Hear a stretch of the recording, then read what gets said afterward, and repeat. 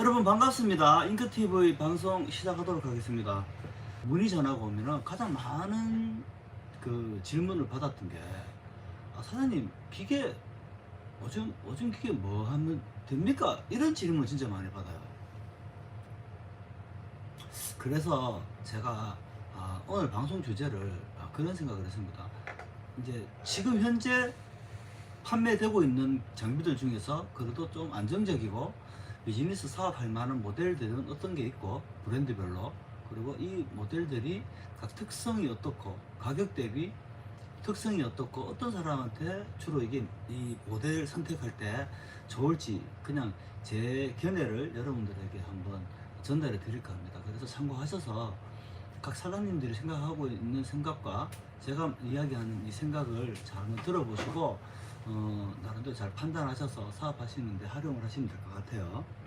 제일 편하게 일을 하는 거는요, 그냥 한 가지 모델로 그냥 쭉 하는 게 제일 좋아요. 기술 정보도 하나만 파면 되니까. 근데 요즘 이 장비 수급이 워낙 불안하다 보니까 또 한 가지만 또 집중해서 하려 그러는 것도 그게 또 이제 뜻대로 잘 안 되죠. 왜냐면 그 모델이 계속 유통이 되는 게 아니다 보니까.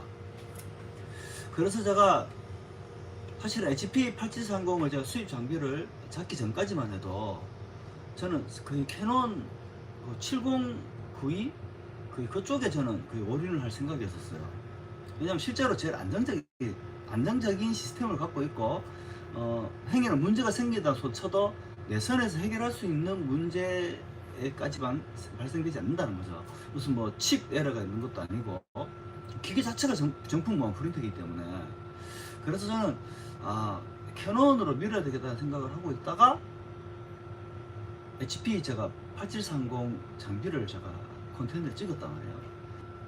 제가 캐논 7092를 컨택하기 전만 해도 HP 그 87 시리즈 기계가 없었어요.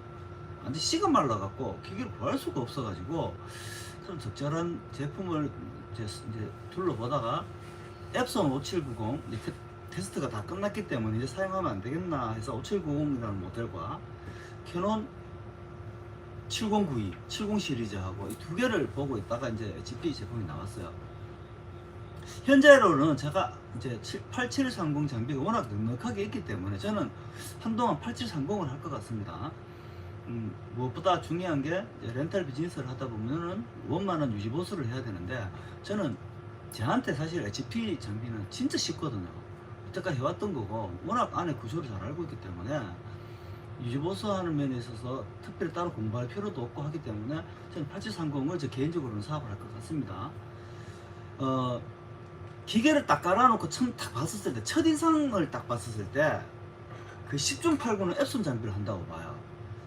5790이 장비가 딱 출력을 딱 날려보시면 속도도 빠르고 딱 야무지게 생긴 게 딱 마음에 듭니다. 세 개를 예를 들어볼까요? 캐논 70 시리즈와 앱손 5790과 HP8730 이 세 개가 거의 뭐 가격으로 봤을 때 동급이죠. 세 개를 동시에 렌탈을 놨었을 때 어떤 기계가 가장 오래 갈 것인가? 제가 추측하건데 캐논 70 시리즈가 제일 오래 갈 것이라고 저는 추측을 합니다. 그 이유가 뭐냐면은 이 세 개 모델은 헤드가 좌우 왕복 운동을 하고 종이가 지나가면서 출력을 하는 방식이에요. A4용 잔장을 출력하기 위해서는 헤드는 좌우로 움직여야 되고 껍질은 척척척척척 들어가줘야 되는 이런 구조인데, 앱손 5790이 너무 빨라요. 칙칙칙칙칙칙 이래 움직이는데, 여러분들이 그냥 세 기계를 봐서 그러는데요. 제가 이 세 개 모델이 똑같은 거래처에 이 세 개 모델을 똑같이 딱 깔아놓고 누가 가장 오래 쓸 것인가 봤을 때 저는 캐논 70 시리즈가 가장 오래 버틸 것이라고 저는 예상을 합니다. 여러분 8730 장비 정말 튼튼하거든요. 그럼 검증받은 제품이잖아요. 그거보다도 저는 캐논이 더 오래 간다고 봐요. 이 부출될 때 보면은 그러니까 속도가 느린 게 단점일 수도 있지만 장점일 수도 있다라는 거예요. 헤드가 좌우로 움직이면서 출력되는 방식의 링크젯 프린트 중에서 속도가 빠르면 소비자에 좋죠. 빨리 뽑으니까 정해진 근무 시간에 진짜 더 훨씬 많은 양을 출력하니까. 하지만 렌탈하는 사람 입장에서 생각해 보시라는 거예요. 캐논이 뭐 렌탈을 못할 정도로 속도가 느린 것도 아니에요. 그냥 딱 적당한 속도예요. 적당한 속도인데 이 기계가 칩이 에러가 없는 정품 무한 칩이라는 거고, 그리고 안에 호수 정리가 정품으로 그냥 제작이 돼서 나와 있는 거라는 거, 그리고 속도가 적당한 속도라는 거. 근데 반면에 8730과 앱손 5790은요 칙칙칙칙칙 이러거든요.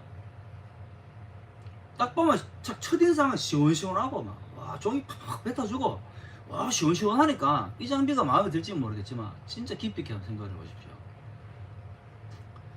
여러분 이게 빨리 이게 빨리 움직이면 급지도 종이도 빨리 지나가야 되고요. 빨리 지나가려고 하면 급지되는 방식은 다 급지로라로 돌잖아요. 칙칙칙칙 돌리는데 이게 그 급지로라가 빨리 따를 확률도 더 높아요. 빨리빨리 당기기 때문에. 그래서 시간이 근데 제가 이거를 정답이라고 말씀을 드리지는 않습니다. 제가 추측을 하는 거예요. 왜냐하면 저는 앱손 5790을 기계가 퍼질 때까지 돌려보지를 않았어요. 지금 아직도 제가 장비가 돌고 있는 게 뭐 서너 대밖에 안 되거든요. 근데 얘가들이 필드가 돌았는 지가 이제 1년 6개월 제일 오래된 게 1년 6개월 정도 됐고, 보통 그냥 1년 미만이란 말이에요. 실제로 사용했는 매수도 제가 앱손 기계를 이제 16,000장밖에 사용을 안 해봤어요. 1년 6개월 동안 16,000장이면은 그 사용량이 그게 많지도 않은 거래처예요. 그러니까 정확한 얘기는 그거예요. 수익률이 캐논이 제일 높을 것이다 라고 왜 가정을 하냐면, 아니 HP8730이 한 20만 장 이상 쓰면 됐지 뭐 그거보다 어떻게 더 오래 쓰면 뭐 하려고. 여러분 8730 HP 시리즈를 20만 장까지 쓰는 동안에 우리가 잉크 넣어주러 가는 건 똑같은 조건이잖아요. 쓰는 양 대비 무조건 소모품이니까 쓰는 양 대비 잉크 넣어주는 거니까 똑같은 조건이지만, 20만 장 쓰는 동안에 보통 카트리지 엔더 에러 몇 번 막 겪습니다. 보통 뭐 4, 5만 장당 한 번은 겪는다고 봐요.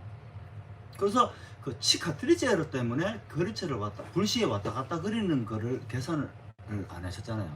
캐논은 그 에러 자체가 없습니다. 카트리지 에러 카는 자체가 없어요. 카트리지가 없어요. 캐논 70 시리즈는 카트리지 에러 카는 게 없습니다. 실제로 제가 지금 캐논 70 시리즈를 렌탈한 지가 제가 4개월째 접어들고 있거든요. 정말 지금까지 어떤 애수도 나간 적이 없어요. 근데 HP는 언제라도 카트리지 엔더 에러가 뜰 수 있습니다. 그러면 가서 석션하고 헤드 청소해서 다시 챔버에 잉크 채워주는 작업을 해줘야 되는데, 그게 주기란 게 없어요. 언제 뜰지 알 수가 없어요. 어떨 때는 재수 없으면 겨울에 잉크 검은색 잉크 잘못 하달이 되면은 시시때때 핸드 떠가지고 그거 셔터 시키시고 다 가야 되는 경우도 있고, 그런 경우 다 겪잖아요. 근데 캐논 70 시리즈는 그런 일 자체가 뜰 수 있는 항목이 없습니다. 그래서 제가 캐논 70 시리즈와 앱손 5790을 HP처럼 긴 시간 동안 몇 년을 겪어보지는 않았지만, 제가 추측하건대 캐논 70 시리즈가 아마 필드에서 수익률이 가장 높을 것이다. 그 다음이 8730, 그 다음에 전 앱손을 수익률을 제일 낮게 보고 있어요. 제일 낮게 보고 있어요. 하지만 소비자가 그런 스펙을 원하는 곳이 분명히 있을 겁니다. X451, 451을 넣기, 477 고속기를 넣기에는 좀 애매하고 보급기에 넣기에는 좀 그렇고 하는 거래처들이 있단 말이에요. 그런 데는 속도 팍팍팍팍팍 시원하게 나오고 이거 원하는 데 있을 거 아닙니까?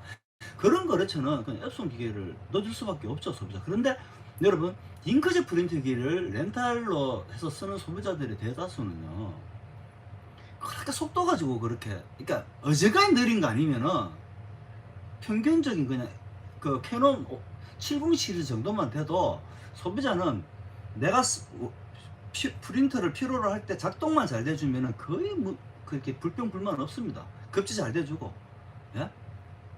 그렇게 불평불만 없어요. 그런데 유독히 이 속도에 민감해 갖고 막 말을 하는 소비자가 있단 말이에요.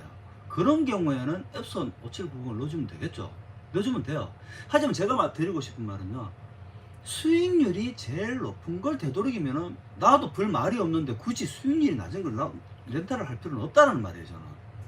그래서 수익률이 가장 높은 장비를 그냥 렌탈을 하시다가 꼭 그 기계를 넣어줘야 되는 특별한 경우 케이스, 그런 케이스가 아닌다면 굳이 5790을 넣을 필요는 저는 없다고 봐요. 여러분, 저는요 5790도 유통을 하고 있고 캐논도 유통을, 캐논 70 시리즈도 유통을 하고 있고요, GP8730도 유통을 하고 있습니다. 이 세 개 중에 어떤 걸 팔아도 저는 상관이 없는 사람이에요. 어떤 기계를 팔아도 저한테는 딱히 그게 없어요. 그리고 뭐 어떤 기계가 재고가 많아서 더 많이 팔아야 된다, 이런 것도 해당 사항은 없어요. 저는 말씀드렸지만 제가 유통하고 있는 모든 기계는 내가 돈 주고 사갖고 매입을 해서 파는 기계들이 아니에요.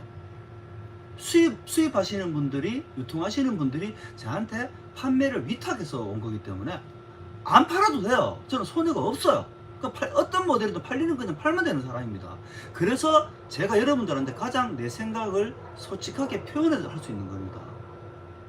그래서 제가 그냥 보건데, 저는 앱손 5790을 제일, 이 세 개를 1, 2, 3등으로 놓으라면 저는 앱손 5790을 3등으로 봅니다. 간단해요. 링크 사고는 언제든지 틀릴 수 있고 헤드를 자유롭게 갈 수 없다라는 거. 그리고 지금 또 펌 업그레이드만 돼도 펌 뒤로 다운그레이드 시켜갖고 해야 될 정도로 이 칩이 불안해요. 언제나 칩이 막힐 수 있다라는 거.